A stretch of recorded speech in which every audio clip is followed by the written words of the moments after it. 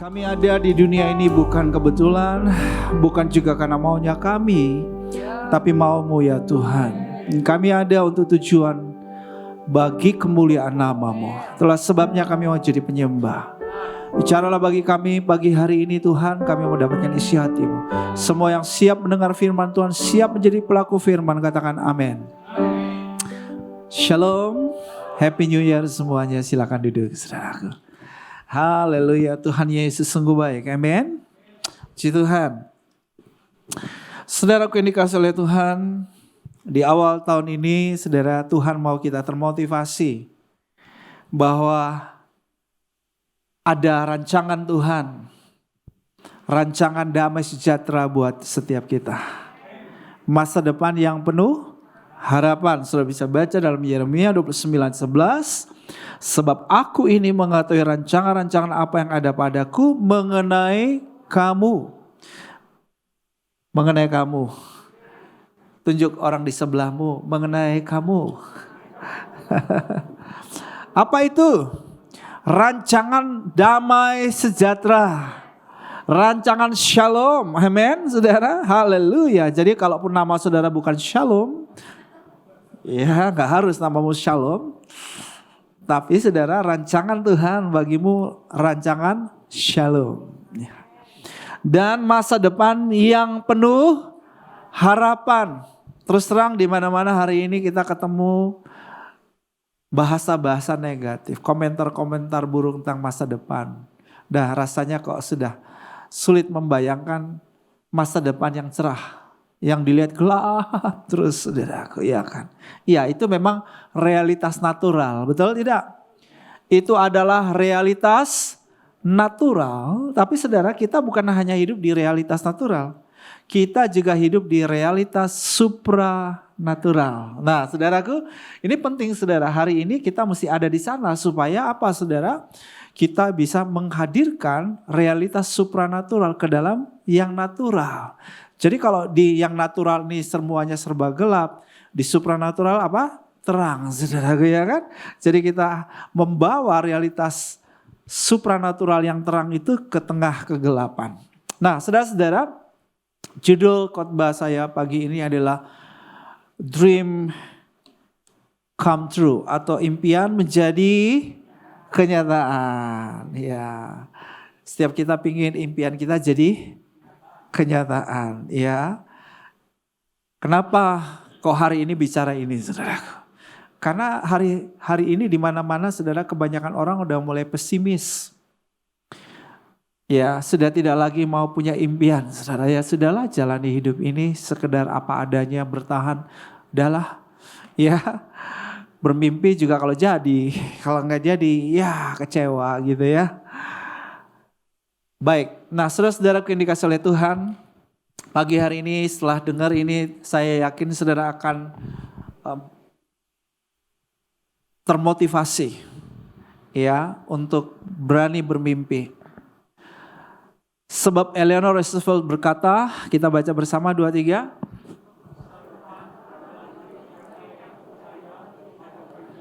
Masa depan adalah milik mereka yang percaya pada apa?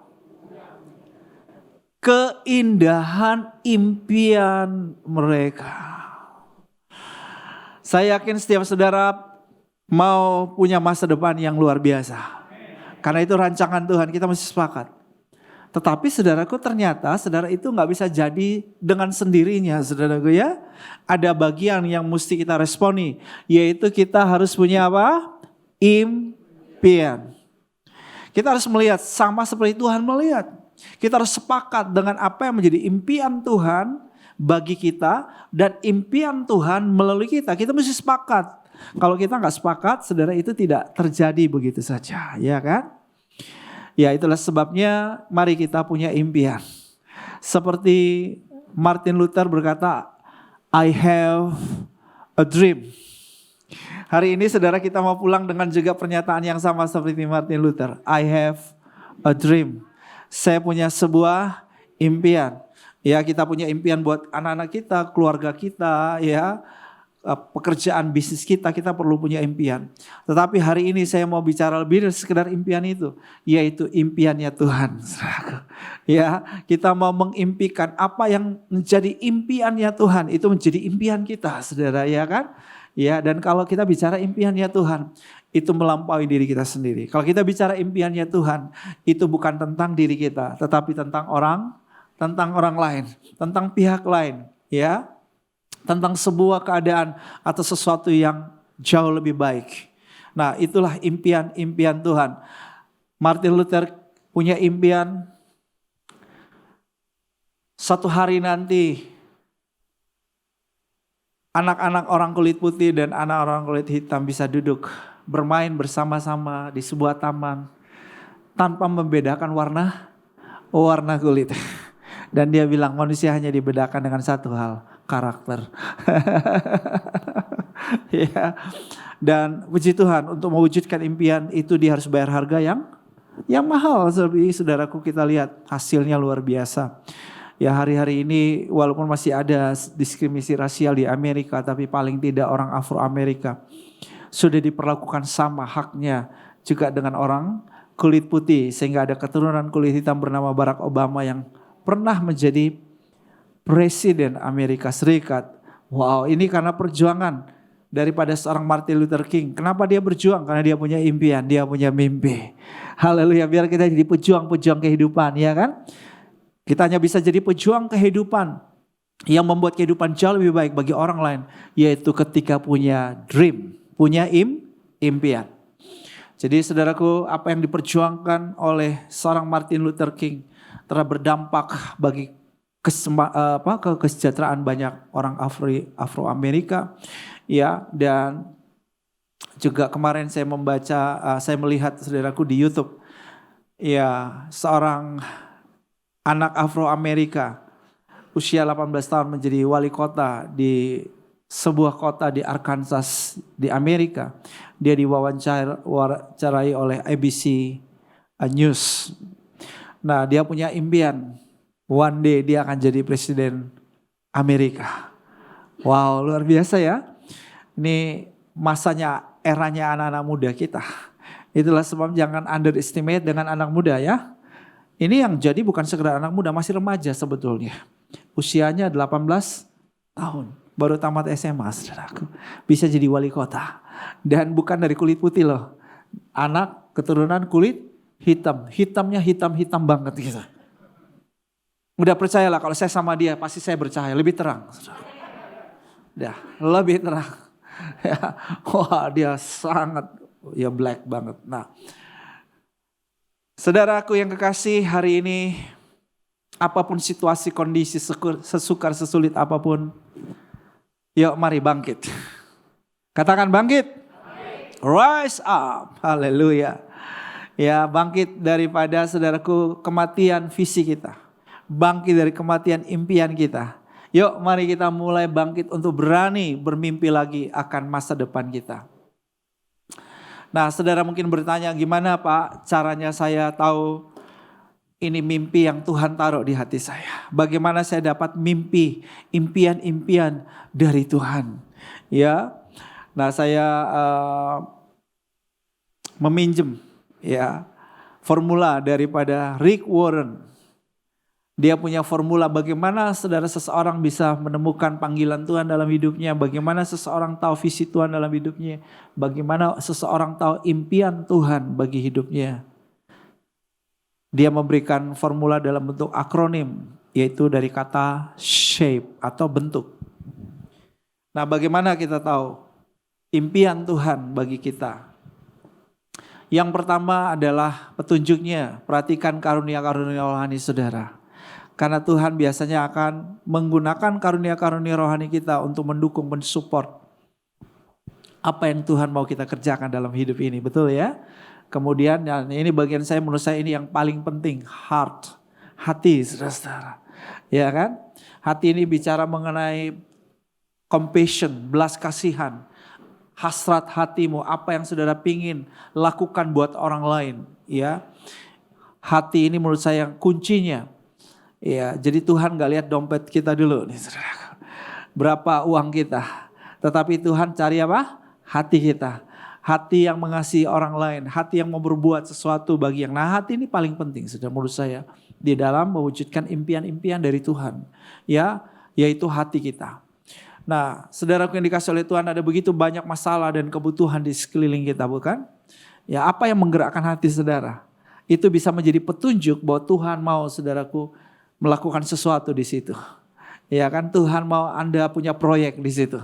Tuhan mau Anda terlibat di sana untuk membuat sebuah kehidupan yang lebih baik, untuk membuat perbedaan di situ, ya.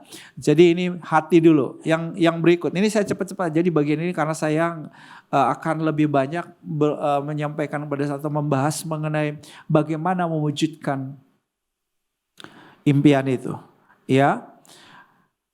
Sebetulnya untuk mendapatkan impian itu dari Tuhan bukanlah hal yang sulit. Sebab biasanya Tuhan sudah taruh di hati kita, ya kan? Sesuatu yang kita pingin lakukan, ya kan? Sesuatu yang betul-betul membakar kita, menggairahkan kita, mendorong kita untuk melakukan. Nah, itu sebetulnya sudah menjadi sebuah petunjuk sebetulnya, ya, bahwa Tuhan mau kita lakukan sesuatu di situ gitu loh. Ya, jadi bukan sesuatu yang misterius gitu ya, bukan sesuatu yang mesti kita cari di balik awan lagi saudaraku. Tapi sesuatu yang sudah Tuhan taruh di dalam diri kita. Why? Karena saudaraku dengar baik, Tuhan yang berkepentingan untuk mewujudkan semua itu. Ya, Tuhan menciptakan kita bukan untuk mewujudkan impian kita loh. Tuhan menciptakan kita untuk mewujudkan impiannya Tuhan. Itulah sebabnya Tuhan berkepentingan untuk kita tahu apa sih yang menjadi impian Tuhan. Nah, saudara sebagai orang tua punya impian gak buat anak-anakmu? Punya ya, ibu misalnya apa? Ibu membayangkan anakmu seperti apa nanti? Pinginnya seperti apa? Sukses seperti apa, Bu? Oke, anak takut akan Tuhan. Oke. Ibu pernah ngomong gak ke anak seperti itu? Pernah ngomong ya? Mungkin berulang-ulang ya? Ibu pingin anakmu seperti apa ya? Betul ya? Karena ibu berkepentingan anakmu jadi seperti yang ibu inginkan. Betul gak? Tuhan punya kepentingan untuk kita seperti itu. Tuhan gak mau kita miss. Karena dengar baik. Oke, ibu.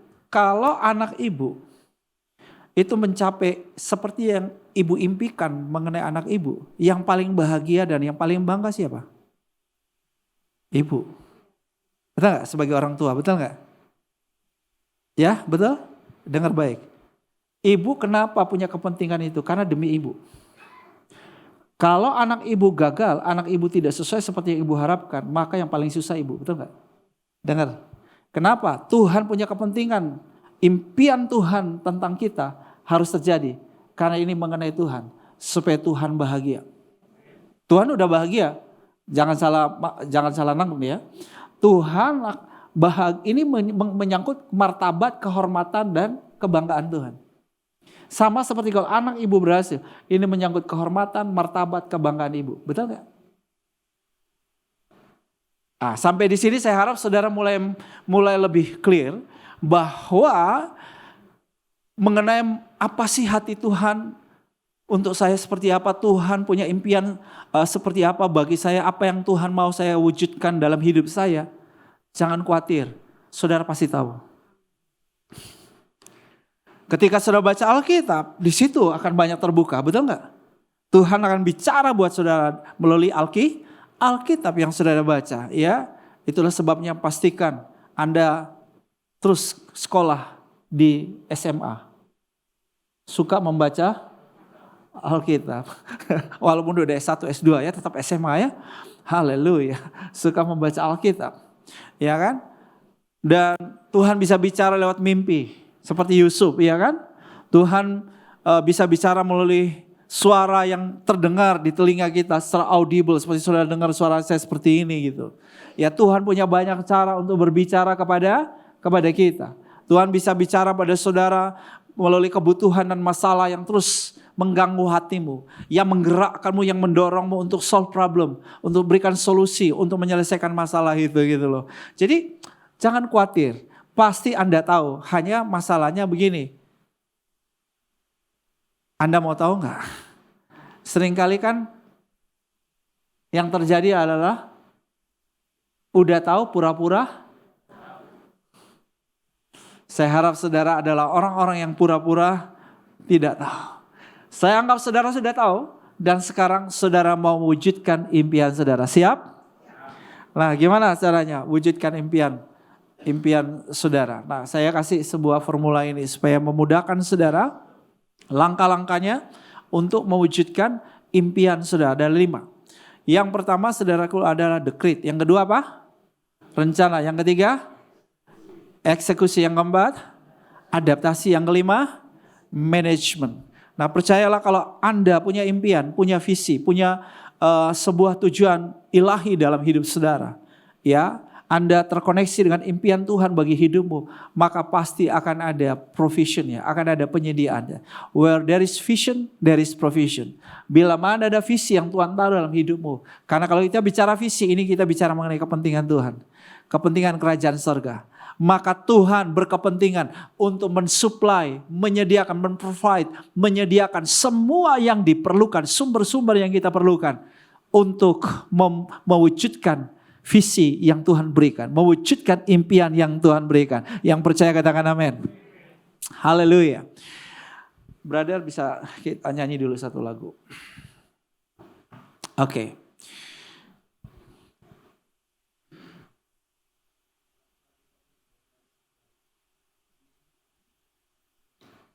Iya, sebab itu saudaraku yang kasih, mulai hari ini jangan takut bermimpi. Dan kalau sudah punya impian, tulis ya. Nulis impian saudaraku. Ya, nulis. Itu penting saudara-saudara ya. Nah, kemudian langkah-langkah ini saudara ikuti. Yuk kita nyanyi bersama-sama. Dari semula telah kau tetapkan hidupku dalam tanganmu, dalam rencanamu Tuhan. Rencana indah telah kau siapkan bagi masa depanku yang penuh harapan. Semua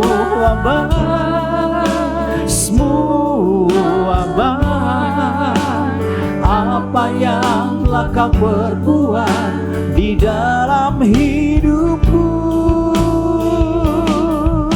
semua baik, sungguh teramat kau jadikan hidupku berarti. Amen. Saudara, nyanyikan lagu ini dengan penuh iman. Dari semula telah kau tetapkan hidupku dalam tanganmu, dalam rencanamu Tuhan. Rencana indah telah kau siapkan bagi masa depanku yang penuh harapan. Semua baik, apa yang telah kau perbuat di dalam hidupku, semua baik, sungguh teramat baik kau jadikan hidupku berarti. Kau jadikan hidupku berarti. Kau jadikan hidupku berarti.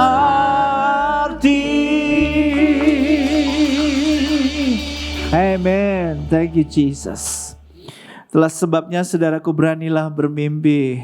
Masa depanmu penuh harapan. Rancangan Tuhan buatmu rancangan yang sungguh amat baik. Haleluya. Nah saudara, anggap saja saudara sudah punya impian, sudah punya visi ya. Nah saudara, Apakah itu impian-impian yang bersifat pribadi, ya, atau impian ilahi yang sudah Tuhan taruh dalam hidupmu. Tapi kita fokus ya kepada apa sih impian Tuhan. Ya, impian Tuhan yang Tuhan mau saudara wujudkan. Ya, di tahun 2023 dan ke depan, saudaraku. Nah, kemudian setelah saudara dapatkan itu, saudara melihat itu, siap-siap untuk mewujudkan. Nah, bagaimana cara mewujudkannya? Yang pertama adalah decree. Nah, saudara sudah dapatkan impiannya, Tuhan mau ini loh yang saudara kerjakan untuk mewujudkan impian Tuhan. Maka selanjutnya saudaraku harus sepakat sama Tuhan. Ya Tuhan, oke, aku sepakat dengan Tuhan untuk mewujudkan itu. Nah, ini disebut ketetapan, decree. Saudara buat keputusan, sebuah ketetapan dan sebuah pernyataan. Ya Tuhan, aku siap. Aku mau mewujudkan impian yang Kau taruh dalam hidupku. Aku mau Tuhan. Seorang petinju legendaris, nggak ada di sini ya? Oke, baru.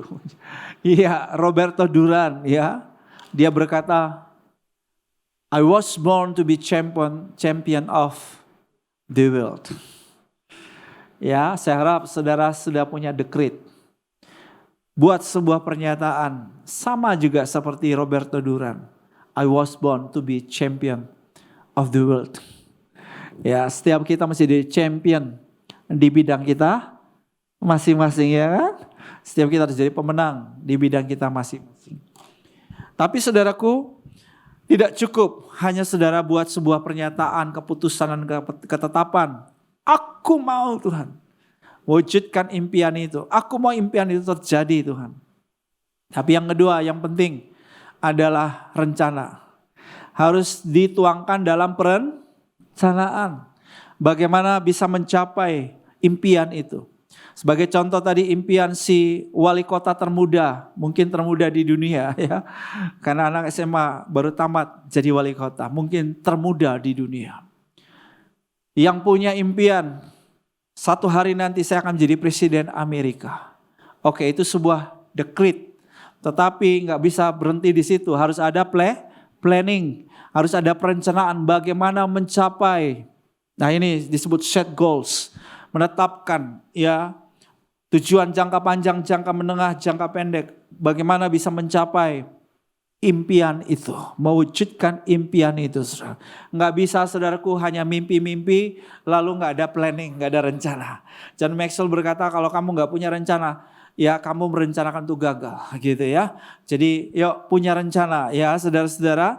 Dan percayalah bahwa Tuhan akan membuat rencanamu apa? Berhasil. Kenapa berhasil? Karena saudara mau mewujudkan impiannya Tuhan. Ingat, Tuhan berkepentingan untuk mewujudkan impiannya dalam hidup saudaraku. Haleluya.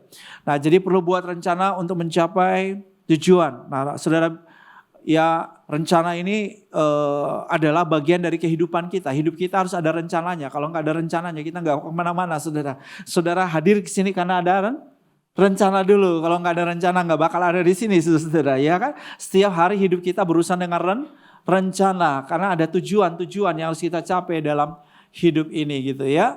Nah jadi saudaraku penting untuk kita buat rencana dalam hidup kita. Gak bisa ngalir begitu saja saudaraku ya.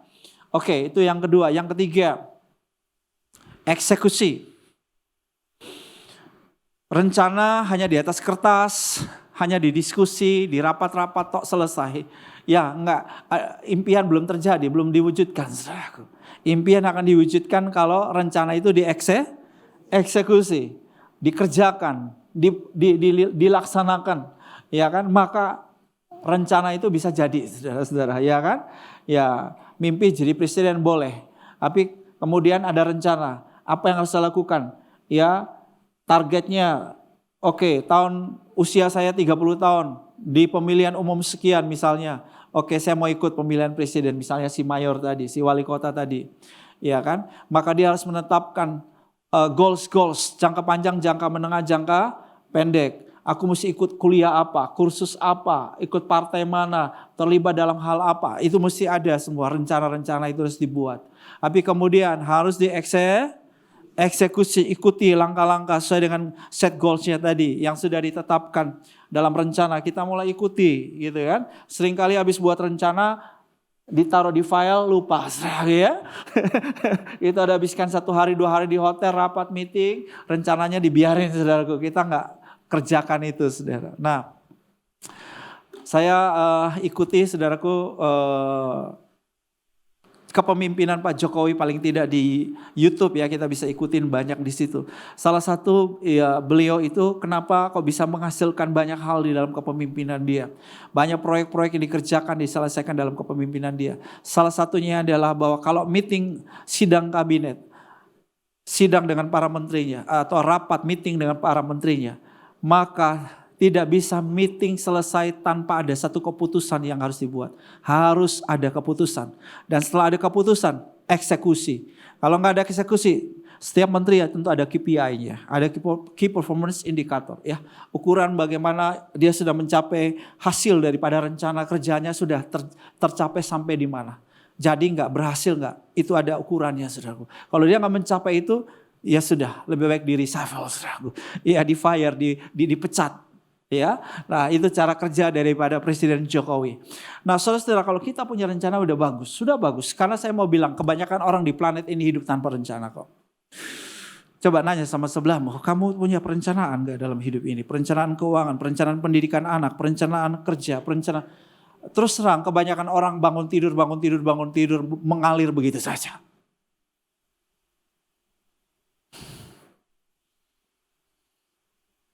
Ya. Itu yang terjadi, saudara. Dan ini kata John Maxwell, Anda yang gak punya rencana adalah Anda yang berencana gagal. Saudara. Jadi tetap aja orang yang gak punya rencana punya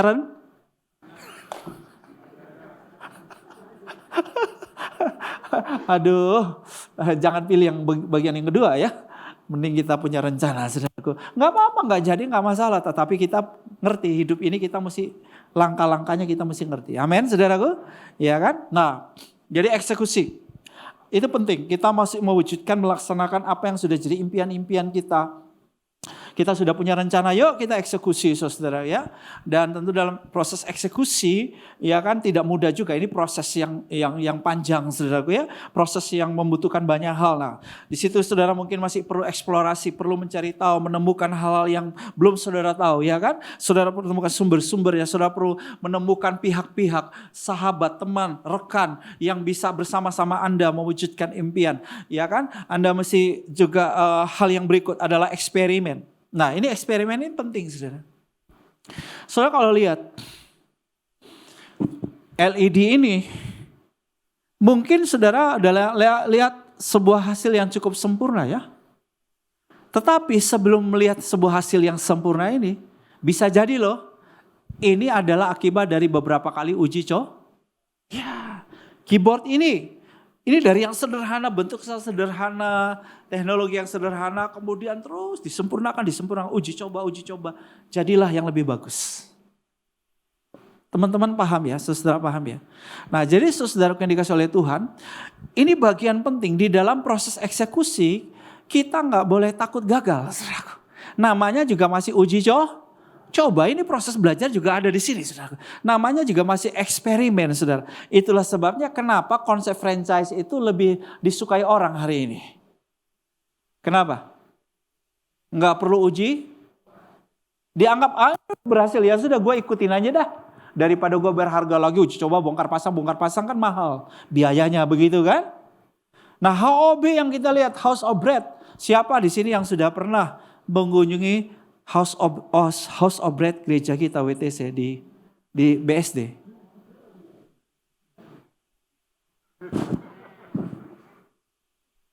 Pak, Bu, itu bukan milik Pak Wiryo, bukan milik Pak Gembala kita.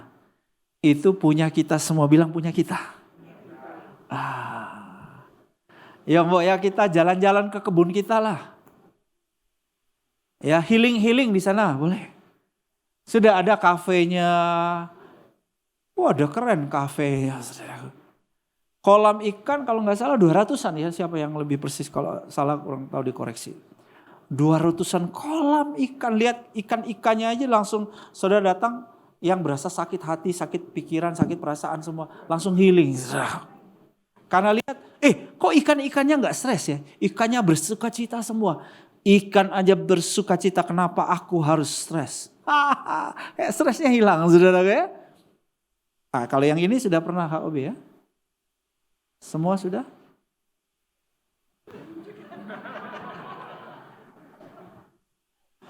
Jalan jauh-jauh ke puncak, nikmati sana, padahalnya kita punya lokasi yang masuk gratis loh sekarang. Loh ya, jemaat masuk gratis. Ini Pak Ju nggak ada ini. Apalagi gembala Pak Ju di sini. Haleluya. Saya mau ngomong ke Pak Ju. Pak Ju, survei saya membuktikan jemaat Anda tidak mengunjungi HOB. 1-2 aja. Berarti mau guyon sama beliau boleh ya? Saya mau lihat responnya beliau gimana. Ya. Oke. Nah saudara, jadi perlu eksperimen. Nah HOB ini saudaraku, kalau saudara lihat sekarang bagus. Itu hasil eksperimen kata Pak Wiryo. Maaf saya nggak ikutan di proyek itu, saya nggak kerja di sana, jadi tapi saya dengerin aja.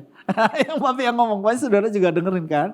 Beliau beberapa kali sampaikan, itu hasil uji coba ya. Oh ya ternyata yang ini nggak berhasil, ya sudah coba cara lain. Oh cara lain, oh ternyata oke juga. Ya udah kita coba cara ini gitu ya. Ya tetap ada cost, ada biaya, namanya juga uji coba saudaraku ya. Nah masalahnya di sini banyak orang nggak siap rugi, nggak siap bayar harga gitu. Nah jadi Pak Bu, untuk mewujudkan impian ada harga yang kita harus bayar. Saudara, dalam proses eksekusi itu saudara bisa berhasil, bisa nggak, betul nggak? Ya itu sudah hal yang sudah pasti gitu. Berhasil gagal itu sudah pasti. Kalau nggak berhasil ya, kalau nggak gagal ya, pasti sudah. Tapi saudaraku, ya dalam kehidupan ini kenyataannya lebih banyak gagal daripada berhasil. Nah, tapi puji Tuhan, sebetulnya berhasil itu adalah akibat dari tadi, belajar dari gagal-gagal tadi gitu ya. Ya, itulah sebabnya yuk kita jadi orang yang action. Seperti Pak Presiden Jokowi, orangnya apa? Kerja. Action gitu ya. Nah ini kalau orang rajin saja itu sebetulnya sudah setengah jalan berhasil saudaraku. Ya walaupun mungkin rencananya belum lengkap, belum jelas saudaraku. Walaupun impiannya juga belum jelas. Tapi kalau udah rajin aja tuh, itu sudah setengah jalan berhasil saudaraku. Tapi kalau udah punya konsep yang jelas, udah punya rencana bagus, tapi mualas. Mualas orang Surabaya Bu. Mualas. Wah. Ini orang cocok ini ada ayat firman Tuhan yang lain. Ayat firman Tuhan yang lain ya, jangan cari di Alkitab. Orang malas paling cocok ditaruh diikat lehernya dengan batu kilangan, lalu dilemparkan ke dalam laut. Ini nggak ada di Alkitab.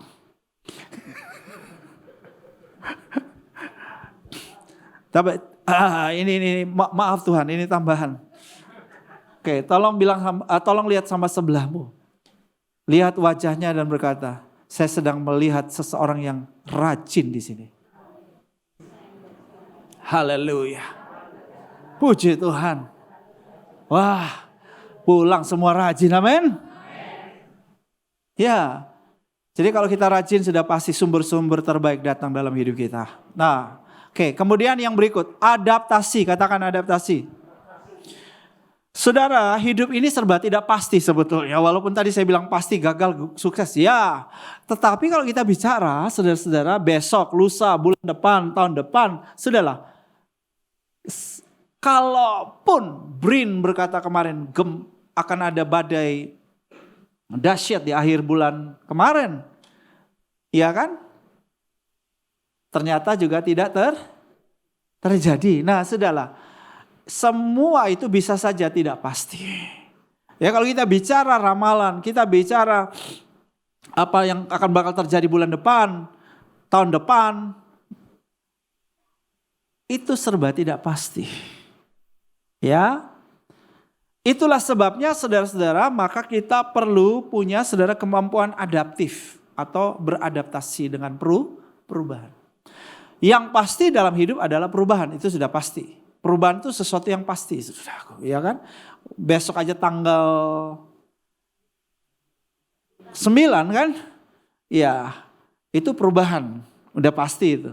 Nah, saudara-saudaraku yang dikasih oleh Tuhan, kita harus mampu beradaptasi dengan perubahan. Kalau kita nggak mampu beradaptasi dengan perubahan, bakal punah. Kata Charles Darwin, bahwa bukan makhluk terkuat yang mampu bertahan hidup, tapi yang mampu beradaptasi. Ya, dia sedang bicara mengenai ini bukti fakta mengenai dinosaurus yang punah.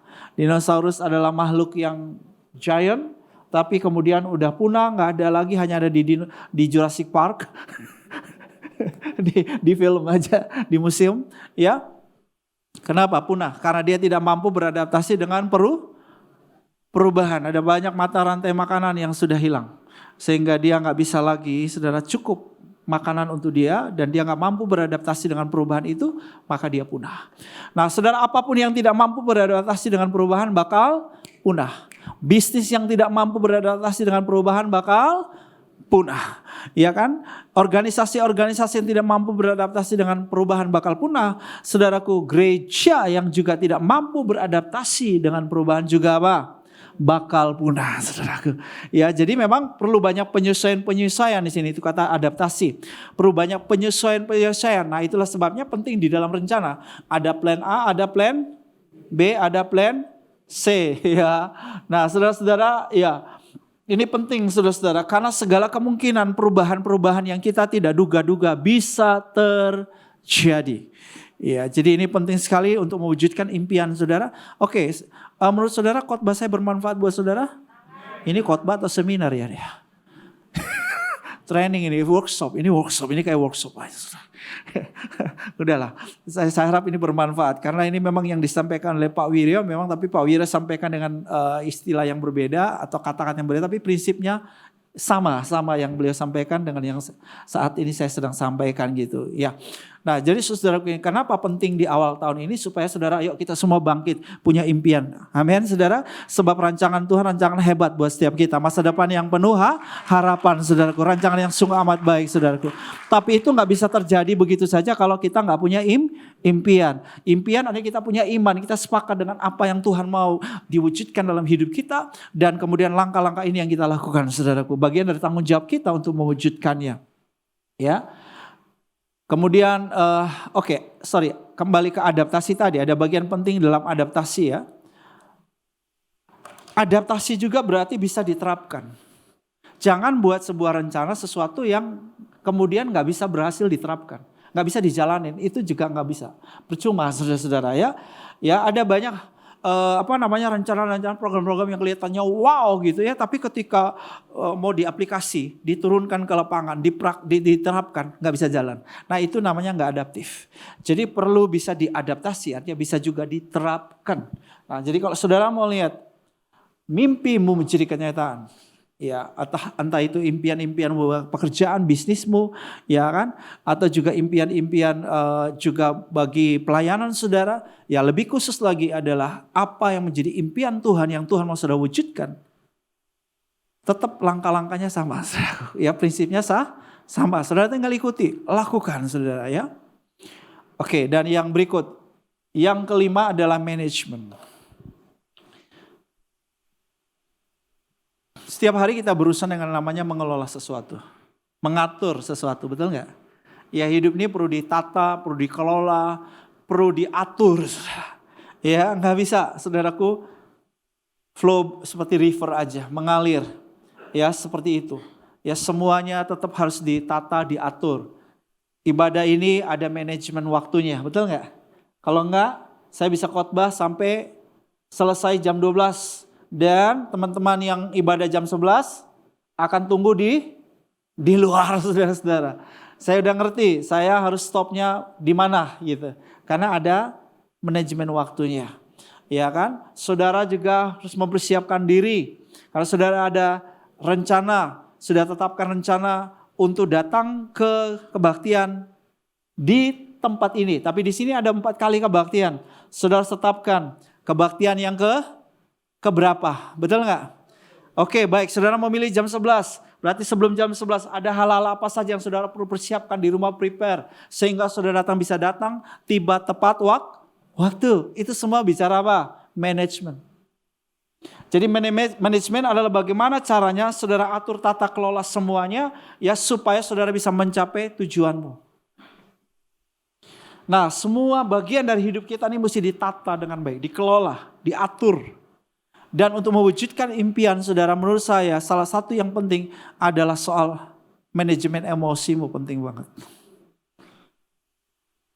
Ya, IQ nggak cukup, saudaraku.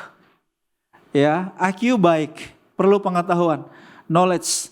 Tetapi saudaraku yang kekasih, kunci keberhasilan ternyata di lapangan nih kalau kita bicara. Kunci keberhasilan itu ada pada kecerdasan emosi.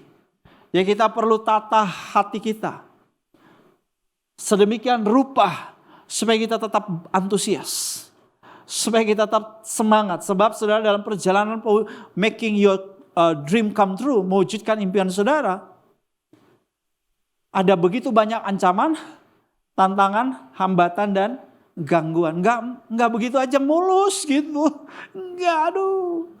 Iya kan? Pak Wira sering bilang proyek-proyek yang dikerjakan, yang Tuhan udah ngasih, Yona wujudkan ini, sehatkan masyarakat dengan rumah sakit, dengan HOB. Oke Tuhan, siap. Duitnya Tuhan, udah lalu jalan dulu. Nah kan ini repot saudaraku.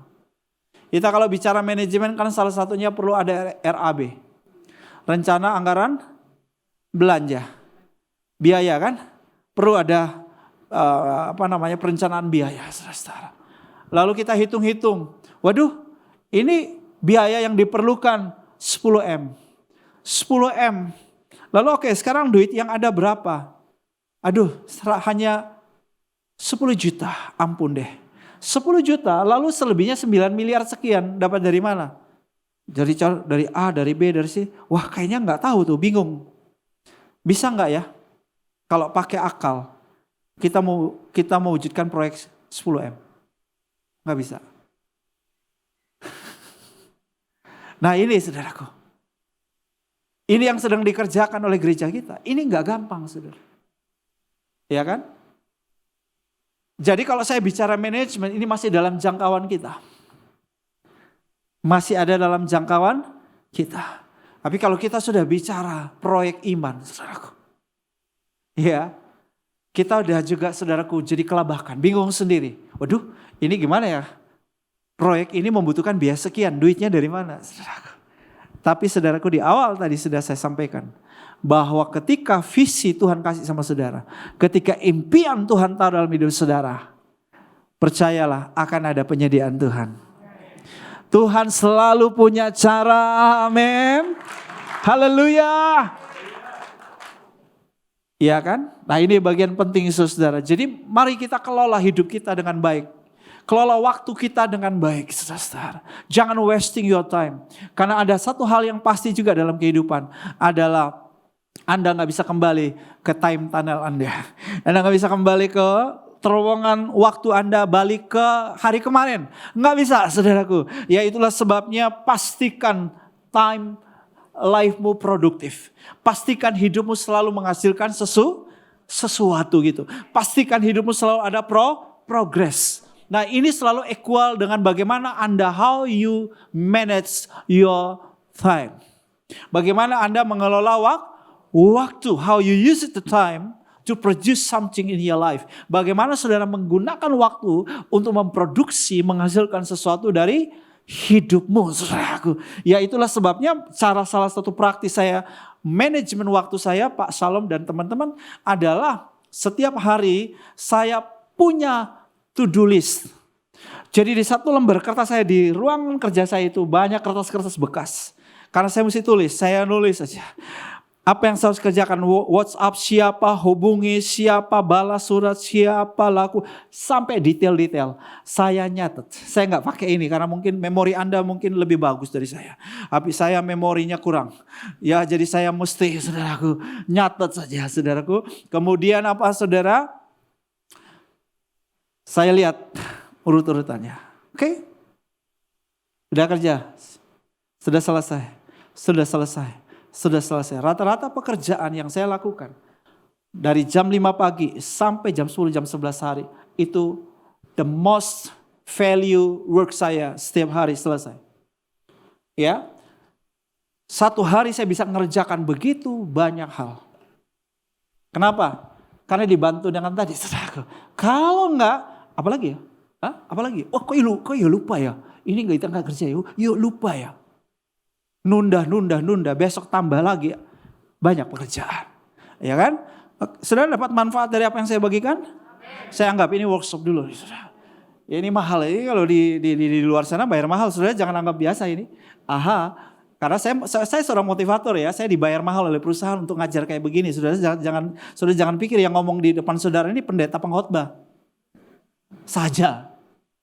Supaya saudara value daripada apa yang saya bagikan, saudara yuk dapat, yuk pulang tuh praktek, yuk serius ya, karena ini memang yang harus kita lakukan dalam hidup kita kalau kita mau lihat impian-impian Tuhan dalam hidup kita jadi, betul gak? Entah juga bisnis mau pekerja apa saja yang saudara mau dapatkan dalam hidup ini, juga impian untuk dapat rumah idamanmu, saudara ya kan? Juga harus ikuti prinsip ini juga, saudaraku ya. Misalnya eksekusi, mau cari eksplorasi, ya saudara juga harus jalan-jalan dong. Mau di wilayah mana, rumahnya mana, harga yang mana, bagian mana gitu ya. Saya punya impian saudara, dapat rumah, saya punya rumah impian adalah begini. Rumah impian saya adalah saya nggak boleh terlalu mepet sama rumah orang, kalau paling tidak ada space di ruang sebelah.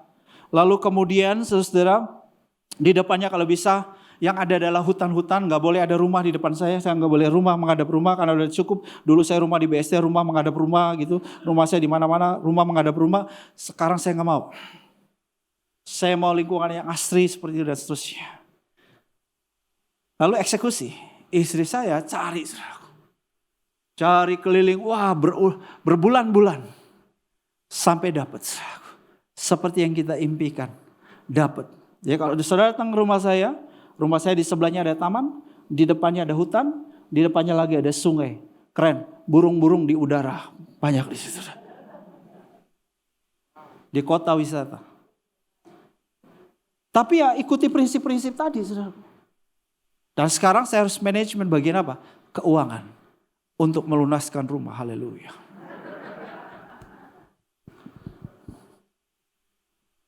Ya, paham ya saudaraku? Rumah saya di sebelahnya mall. Nah ini harus manajemen keuangan lagi, saudara. Supaya jangan tergoda oleh mall, saudara. Ini mall ini Living World persis nanti di samping klaster saya, saudara. Ya, saudara-saudara yang dikasih oleh Tuhan. Hidup ini harus di-manage. Nggak bisa. Jadi anak saya udah mulai kerja, tak ajarin. Ya karena saya terlambat beli rumah. Kenapa? Karena saya banyak pindah-pindah kota. Pindah kota, pindah negara. Ya saya pernah pindah ke Australia, dari Australia pindah ke sini, sudah. Jadi banyak pindah-pindah, saya nggak ada bikin perencanaan untuk beli rumah, jadi masalah buat saya. Apalagi kalau harus pakai KPR, sulit karena saya pendeta. Ya karena pendeta, ABRI, dokter katanya ya. Kalau nggak ada berapa, ya orang bank ada di sini nggak? Yang sulit dikasih KPR. Saya nggak tahu alasannya apa, padahalnya pendeta banyak duit juga kok.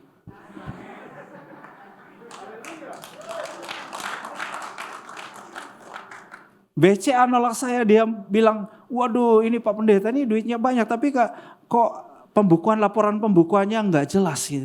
Saya bilang iya karena saya nggak rencana KPR, jadi saya juga nggak ngerti soal yang begituan. Coba saya udah ngerti paham dari awal, saya nggak ngerti. Tapi ya sudahlah, kamu nggak kasih, ya sudah nggak apa-apa. Kalau nggak dikasih KPR, saya anggap Tuhan nggak kasih saya dengan cara KPR, kasih saya langsung rumah aja lebih baik gitu kan. Tapi ya amin, tapi saya KPR juga sudah. Tahun depan baru selesai, saudaraku. Udah. Tapi ya itu rumah idaman. Ya enggak, ya. Jadi saya ajarin sama anak, udahlah, kamu jangan ikuti Dedi lagi ya, sudah kamu enggak jelas dimanapun ya udah, kalau usahakan investasi tanah atau rumah dari awal-awal karena rumah tambah mahal. Ya apalagi sekarang ya, Anda yang beli rumah tahun ini, tahun depan. Tahun ini, saya mau beritahu ini masalah. Suku bunga bank pasti naik sudah. KPR udah suku bunganya naik sudah. Enggak gampang untuk berhutang bank di hari-hari ini dan ke depan.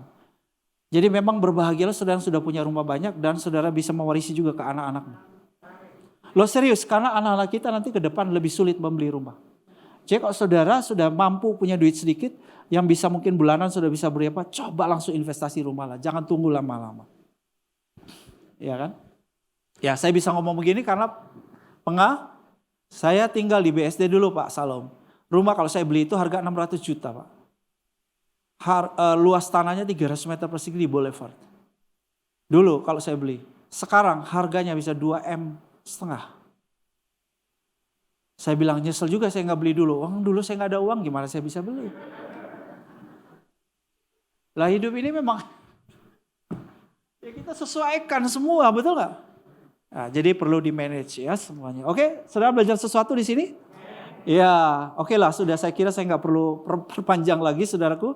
Tetapi saya punya impian-impian yang mungkin sedikit saja, bahwa saya punya impian sejak saya remaja bahwa saya akan keliling memberitakan Injil kepada bangsa-bangsa. Sejak usia 13 tahun saya lahir baru dan bertobat usia 13 tahun. Jadi pengkhotbah usia 14 tahun. Kemudian saya punya impian untuk memberitakan Injil kepada bangsa-bangsa sejak usia 14 tahun.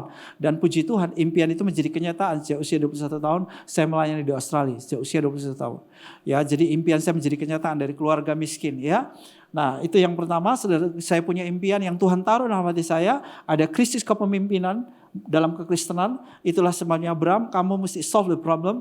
Kamu mesti equip leaders supaya mereka bebas dari krisis kepemimpinan, jadi pemimpin yang baik. Maka saudaraku yang kasih, mulai 2003 ya saya melatih para pemimpin church place khususnya gereja dan para pemimpin marketplace yang melengkapi mereka. Sampai hari ini sudah lebih dari 15.500 pemimpin yang saya latih di berbagai negara seperti yang Bapak Ibu lihat. Ya di Cina saya sudah pernah ada kelas di sana 5 kali. Bahkan saya juga datangkan 6 para pemimpin dari China. Ada satu yang jemaatnya 3.000, ada satu jemaatnya 6.000, ada satu yang jemaatnya 1.500 dan ya 6 orang saya datangkan. Mereka semua nginap waktu itu di WTC, tapi saya yang biayain semua. Mereka datang 6 orang. Kita bikin kelas 10 hari di sini di BST. Pengajar-pengajar termasuk Pak Bebas Pindem, semua saya datangkan pengajar-pengajar terbaik, lalu terbangkan pulang mereka ke China. Saya lakukan itu karena itu impian yang Tuhan taruh, ini yang Tuhan mau saya kerjakan. Jadi saya berharga untuk itu, saudara. Ya, Hong Kong, Timor dan seterusnya. Nah, jadi saudara yang dikasih oleh Tuhan, ini nggak gampang, saudara. Biayanya besar, betul nggak? Udah pasti. Saudara tanya, Pak Pendeta biayanya dari mana? Ya sudahlah, kalau nanya dompetnya Tuhan aja. Nanya dompetnya kita, saya nggak bisa jawab, saudaraku. Mau beli rumah aja, rumah belum lunas kok ya. Atau ada yang mau bantu lunasin? Please deh, tinggal setahun, please. Nah saudara-saudara, ya kan? Tapi kalau proyeknya Tuhan, impiannya Tuhan, itu kerjakan impiannya Tuhan. Udahlah, jalan aja, amin. Pasti ada penyediaan Tuhan, saudara. Ya, dan saat ini Tuhan kasih, ya saya juga punya impian bagaimana supaya membentuk mindset leaders di seluruh dunia. Tentu ini yang menentukan adalah mindset, saudara. Kalau mindset nggak berubah, nggak bakal berubah, saudara. Maka saya nulis buku-buku karena saya percaya buku itu membentuk mindset, ya kan? Bayangkan kalau nggak ada Alkitab, mana ada kita punya mindset iman? Nggak ada kan? Kita nggak ada mindset kekristenan, nggak bakal ada karena ada Alkitab. Jadi buku itu powerful. Saya percaya buku powerful dan saya pencinta buku, saya suka baca buku. Saya lebih banyak investasi duit saya banyak beli buku daripada beli pakaian, saudaraku. Jadi pakaian saya udah pasti sederhana, saudaraku. Ya, saya nggak beli, saya banyak beli buku, saya banyak investasi di buku. Jadi saya nulis kurang lebih 30 buah buku, 17 buku sudah diterbitkan di Indonesia dan di luar negeri. Ya, puji Tuhan, haleluya, ya kan? Jadi saudara ini beberapa buku saya yang diterbitkan di Gramedia, di Alex Media Kompetindo, diterbitkan di Indonesia, diterbitkan di luar negeri. Nah saudara yang dikasih oleh Tuhan, ini adalah wujud dari impian. My dream come true. Saya menulis kurang lebih, kalau impian pribadi, saya menulis kurang lebih 50 impian pribadi. Dan hampir semua impian pribadi saya sudah digenapi, saudaraku. Salah satu impian pribadi saya misalnya waktu saya remaja saya punya impian pribadi ke Korea Selatan. Satu hari saudaraku saya dapat kesempatan ke Korea Selatan. Tapi harus bayar duit sekian-sekian karena tiket bla bla bla. Saya bilang, Tuhan gimana saya bisa ke Korea Selatan? Tuhan kan ngerti saya anak muda yang gak ada duit. Ya, lalu waktu saya masih muda sekali. Lalu Tuhan bilang gini, Bram kamu ingat gak salah satu negara yang kamu tulis sebagai impianmu untuk kamu datang mengunjungi negara itu adalah Korea Selatan. Inilah waktunya bagimu, kamu ke Korea Selatan. Betul, saudara. Saya pergi ke Korea Selatan tanpa biaya dari saya sepeser pun. Ya. Nah, jadi saudaraku yang dikasih oleh Tuhan, saya ya, saudara boleh tulis impianmu sebanyak mungkin, saudara ya. Tapi saya sedang bicara hari ini mengenai impian Tuhan atasmu. Amin. Apa yang menjadi impian Tuhan itu Tuhan mau ibu wujudkan, bapak wujudkan, ya anak-anak muda wujudkan. Nah, saudaraku, hari-hari ini Tuhan taruh saya impian yang kuat sekali untuk anak-anak muda. Saya memang dulu bergerak dari gerakan anak muda sampai ribuan anak muda yang saya muridkan. Sekarang di usia tua ternyata Tuhan masih, saudaraku, kasih hati saya untuk anak muda, saudaraku ya. Dan puji Tuhan, Tuhan memberi impian yang kuat dalam diri saya untuk melihat ribuan anak muda menjadi pemimpin sukses yang hidup sesuai dengan desain ilahi di dalam hidupnya. Anak-anak muda yang akan mewujudkan peradaban kerajaan sorga di bidang panggilannya di salah satu dari 7 lingkup dunia pengaruh kehidupan masyarakat ABCDEFG, ya kan? Melalui apa? Perbuatan baik, melalui pekerjaan baik, supaya di sana ada peradaban kerajaan sorga. Ya, apa itu peradaban kerajaan sorga? Ada karakter moral yang unggul, ada kemurahan hati yang unggul, ada karya dan kinerja yang unggul, saudara-saudara. Dan inilah leadership, para pemimpin yang sukses. Pemimpin kerajaan Allah adalah pribadi-pribadi yang mempengaruhi dan melayani orang lain dengan karakter moral yang unggul, dengan kemurahan hati yang unggul, dengan karya dan kinerja yang unggul. Keren banget, saudara. Ya, inilah tujuan kekristenan kita di planet ini. Dan saya rindu ini mulai terjadi, dipersiapkan bagi anak-anak muda. Karena anak-anak muda kita punya big challenge, big opportunity ke depan. Itulah sebabnya dalam 1,5 tahun saya bekerja keras untuk mewujudkan impian ini. Dalam 1,5 tahun saya mendirikan Kampus Citra, komunitas anak muda pemimpin unggul sejati di 25 kota di Indonesia. Dan saya kerja keras untuk TFT Mentor.